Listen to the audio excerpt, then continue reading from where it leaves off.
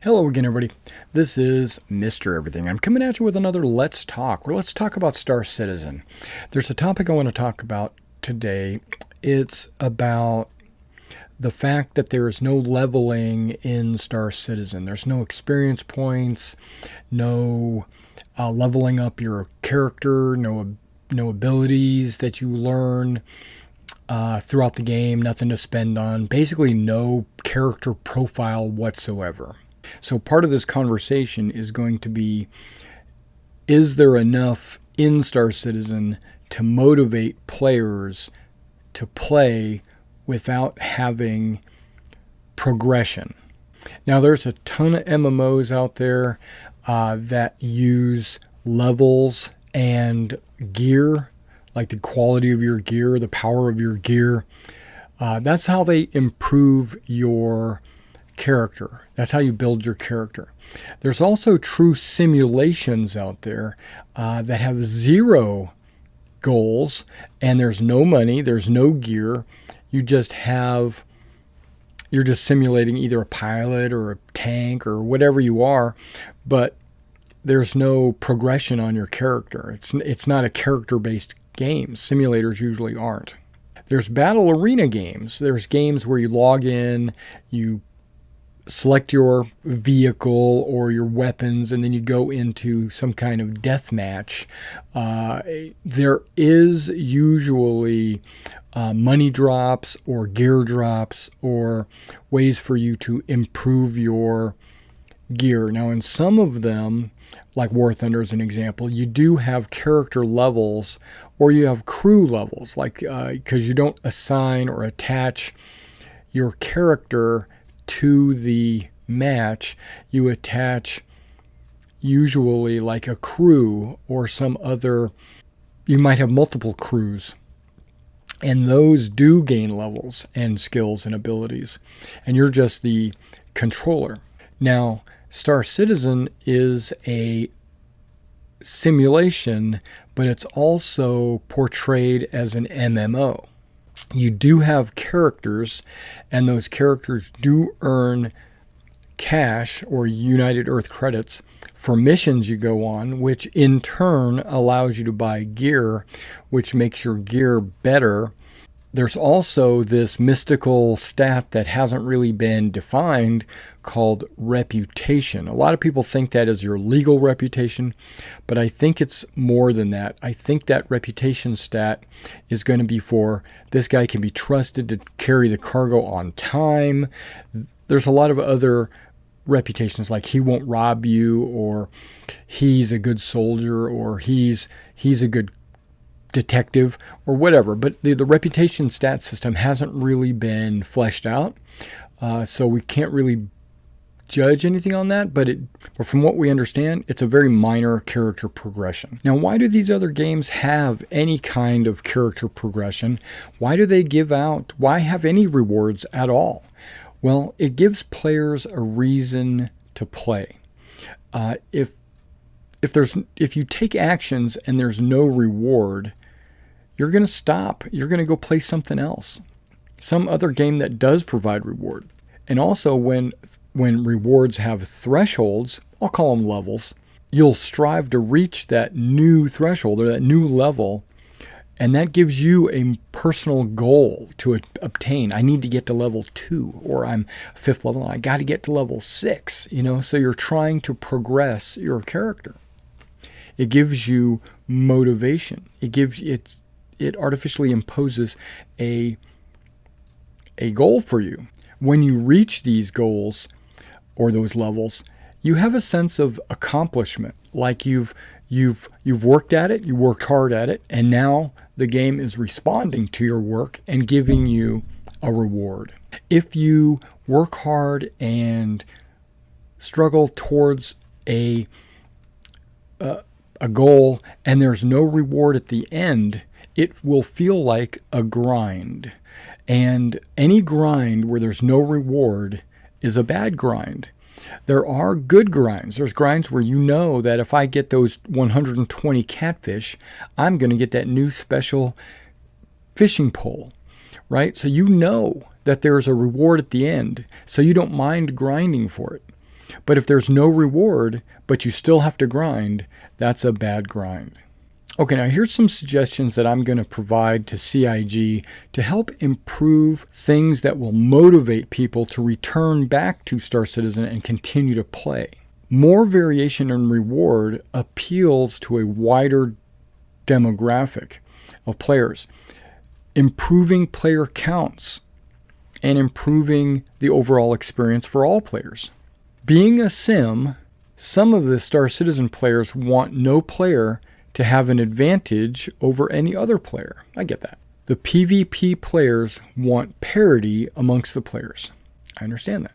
But then they go and they spend real money on the best combat ship, which unbalances the parity artificially. I mean, they do it themselves. So their argument is flawed. If they wanted everyone to be the same, everyone would have the same gear, or they would have to earn it. But a lot of these PvP players, including myself, have gone out and bought some pretty cool ships. So the unbalancing by giving someone a skill level and allowing them to earn a skill by playing the game to improve their character's abilities is feasible, because there's no difference in earning a skill by trial and error, or by going on missions or things like that, as opposed to earning cash and using this cash to build a better empire, to get yourself a better ship. So there's no difference in it, except that there's no skill taking over a character's combat ability, which that's not what I'm talking about. I'm not talking about skills that will affect someone's ability to fly their ship or giving them an ability to shoot straight. That's not what I'm talking about. So the skills that I'm talking about, or the skills I'm suggesting, are PvE situational skills. They could be used to implement that would not unbalance the already unbalanced PvP situation. Like, as an example, if you give a character a skill called diplomacy, and they can earn experience points or skill points or whatever to level this skill up, it has no bearing on how they interact with another player. It's a skill that can only be used when dealing with AI or NPCs. So depending on like what level you might have, let's say you go talk to a lawman or a merchant or something, and you get a different mission chain or a different conversation based on your diplomacy. Another skill that I thought of when it really kind of brought this whole conversation up was the broker skill. So imagine your character has been buying and selling cargo for a long time, and your broker skill goes up. So now when you go to purchase cargo, you can actually get it at a lower price because of your skill. And then when you go to sell it, maybe you sell it at a higher price based on your skill. So you could actually manipulate the deal that you make. Now here is another skill that I thought of that would affect PvP action, but it's not a direct like I will shoot better. It's a skill called stealth. Now hypothetically, let's just say that CIG thought this was a good idea, and they said, let's give these guys stealth so that they are harder to detect on the sensors or on, you're listening. You don't make as loud footprints. It doesn't really affect the game, but it does affect your ability to maneuver around, and affects other players' ability to maybe hear you coming. That's a skill, and I suggest that skill, I focus on that skill because there is no way for you as a player to use your mouse, keyboard, or HOTAS or whatever it is to take soft footprints. You're relying on the way the game forces you to take footsteps. But if you had the opportunity to put some skill level points in stealth, now you have the ability to make soft footsteps that you wouldn't have had otherwise. Another skill I thought about, and these are just some thoughts was stamina. I noticed that I've got a pretty good stamina, but it's not great, and I can run in heavy armor and I will get tired. And I'll get tired pretty quick. But what if I dedicated some experience points or some levels into a stat called stamina, and that's so that maybe instead of after 1 minute of getting tired, maybe I get a 10% bonus. So maybe it's a minute 10, minute 6 seconds or something like that before I get tired. So it could be a small increment, but it could be an increment. So it would motivate me to learn stamina, and it would bring me back to the game. It would reward players that play a lot of the game, and they'd be able to get higher stats because they play a lot. And that's not a bad thing. It gives, if you don't play a lot and don't get a lot of skills, whose fault is that? It's not nobody's fault. It's just you just don't get the skills. And don't cry about it because someone else has skills and you don't.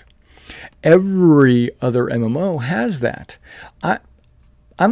Let's say I jumped into Black Desert Online and I'm first level and there's this 20th level guy running around. His stats are way higher than me. His gear is way higher than me. That doesn't mean that's a bad thing. That gives me motivation to maybe get to 20th level or get some of that gear. But when everyone is exactly the same, there's no motivation for that. I thought of another skill like armor skill, just a basic armor skill. You can't wear heavy armor unless you have armor skill of 3 or better or something. I'm just making stuff up. But let's say you've got like an armor skill of 0. Well, guess what? You can wear flight suits. Or if you've got an armor skill level of 1, you can wear that light armor. Basically, you can level up your skill in armor, allowing yourself to wear heavier armors without penalty. Let's say that maybe you don't have the skill, but you can still wear the heavy armor. It'll just impose a larger penalty on your stamina than if you did have the required skill. Now, this skill list can go on and on forever, but with more skills, and if you use like XP or skill points, they could pick and choose what skills they put their experience points in or what skills they put their skill points in. And it gives them something to, it gives them an additional choice for their character, right? They can say, okay, I want some stamina, but I really need that heavy armor skill, or maybe I need some stealth, or I'm just using those as examples. Maybe I'm a merchant and I really need broker skill, but you're sacrificing the fact that now you don't have stealth, but maybe you've got broker.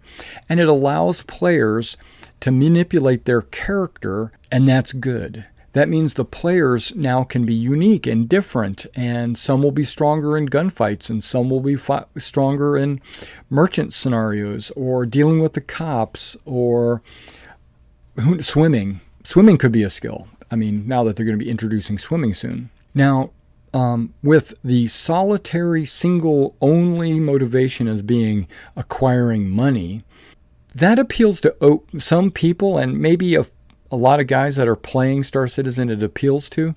But if you want to appeal to a larger variety of players, or if you want to keep them coming back and playing, you're going to need to add other variety motivations. Just getting money is exactly the same thing as buying gear and increasing your gear. Getting money is exactly the same thing as improving your ships. So basically, getting money is the only motivation in Star Citizen right now. And I don't think that's enough to sustain Star Citizen after the initial ooh ah wears off. People aren't going to be coming back because their characters are stagnant, or it's too hard to progress. Well, guess what? There is no progression. There is only getting better gear. Getting better gear is not progression. That's not character progression. That's just owning better gear. Now they're talking about crafting coming into the game, and now you're going to be able to craft. Well, that's the same thing. That's gear. You're crafting gear. Gear is money. Money is one motivation. So, but if you can make that crafting enjoyable, and give people skills to make them better craftsmen, like I've got a level 1 electronics, and so I can only craft minor electronic things, but once I get electronics or 2, I can make better electronics things. that would be motivation for crafting. There's a lot of successful MMOs that have a larger percentage of female players, and they all have crafting levels. That might be something Star Citizen looks at. Now, stepping out of the computer game realm, and I'm going to step back and go on to a pen and paper route. There's a very successful pen and paper role-playing game where you have characters and you go on adventures and you earn money. We'll call it treasure. But they don't stop there. You can get treasure. You can get better gear, magic items, things like this, and you can improve your character that way. But they don't stop there because they know that's not enough to sustain a player to come back to the table. You need, and I'm talking about Dungeons & Dragons, you need experience points. A lot of MMOs do this. You let the players level up their characters. Well, for one reason, the player isn't actually controlling the avatar with his mouse and keyboard. He's only using dice and his voice to tell what's going on with his character. So by giving those characters skills and abilities, that does counteract the fact that they don't have a mouse and keyboard. I get that.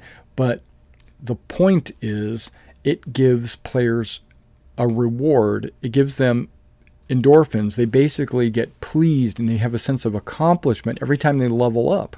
As a recap here, or as a final thoughts, Star Citizen has 2 rewards. One of them is cash, which equals gear, and reputation, which reputation isn't really much of a motivation. It isn't really much of a reward. Some people are going to want to have bad reputation. Some people are going to have good reputation. So it's not really a reward.